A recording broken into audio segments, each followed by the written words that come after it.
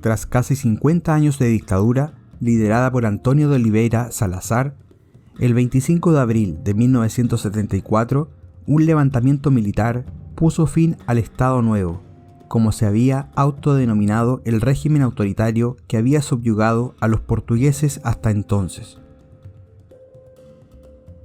A las 12 y pocos minutos de la noche, Radio Renacencia pinchaba la canción de José Alfonso Grandola, Villa Morena, prohibida durante la dictadura y que se había pactado entre los mandos del ejército como la señal para iniciar el levantamiento.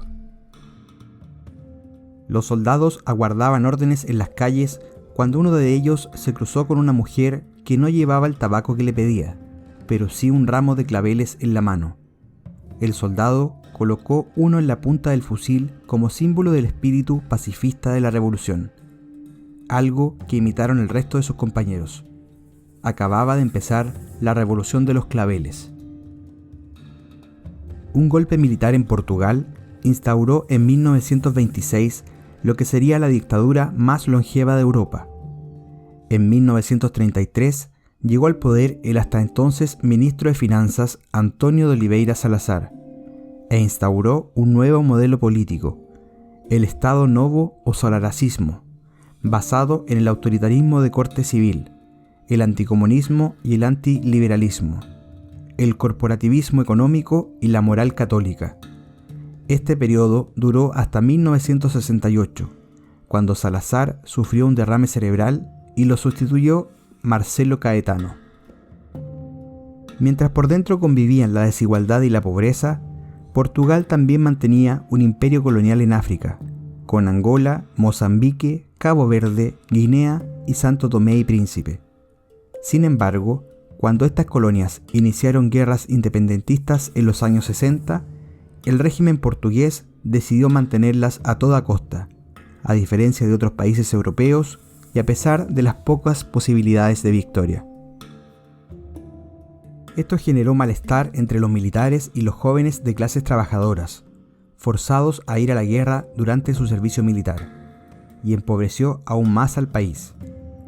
La oposición al régimen se amplió al ejército, y en 1973 surgió la organización secreta Movimiento de las Fuerzas Armadas, MFA, un grupo de militares de izquierda y bajo rango que sería artífice de la Revolución de los Claveles.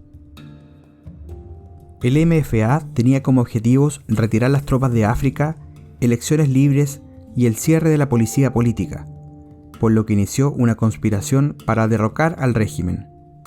Esto culminó en la Revolución del 25 de abril de 1974. En la noche previa, comandos en todo Portugal se coordinaron a la espera de una señal para hacerse con el control del país. La primera señal llegó a las 10:55 de la noche, cuando sonó en la radio la balada Y después del adiós, de Paula Carvalho. La segunda fue la canción prohibida Grandola, Villa Morena, de José Alfonso, que marcó el inicio de la sublevación a las 12:35. Los militares, aclamados por la población, tomaron el control de los aeropuertos y edificios de gobierno en las horas siguientes. Por la tarde, el gobierno de Caetano se rindió y entregó el poder a los sublevados. En Lisboa, una mujer repartía flores entre miembros del MFA, que las colocaron en los cañones de los tanques y de sus fusiles. El gesto pronto se imitó en toda la ciudad y dio nombre a la Revolución de los Claveles, que se convirtieron en símbolo de una sublevación pacífica y rápida.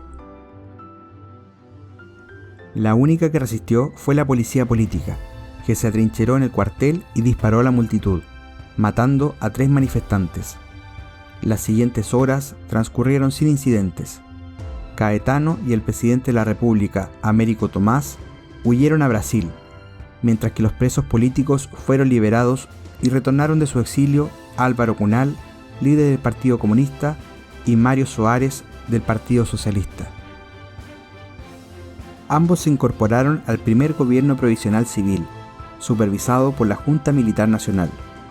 Iniciaba así el proceso revolucionario en curso, un periodo de gran inestabilidad política y el fin de la guerra colonial.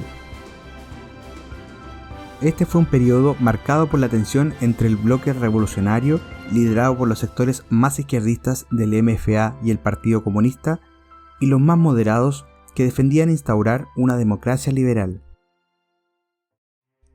También se concedieron las independencias a las colonias africanas.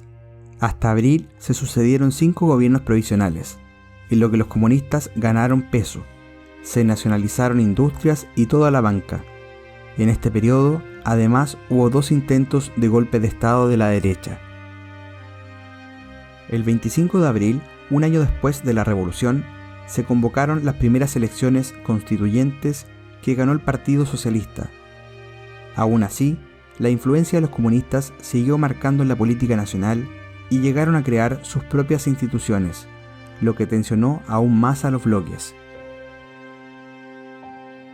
Finalmente, los sectores más moderados del ejército, con apoyo de los socialistas, dieron un golpe de Estado en noviembre, que desarmó a la izquierda radical y asentó un gobierno civil de mayoría socialdemócrata. A partir de entonces, Portugal consolidó una democracia liberal, alineada con el bloque capitalista de la Guerra Fría. Si ya llegaste hasta aquí y te gustó el video, te recomendamos suscribirte al canal, darle un me gusta al video y así ayudarnos a seguir creciendo y poder contar las historias más curiosas que vale la pena recordar.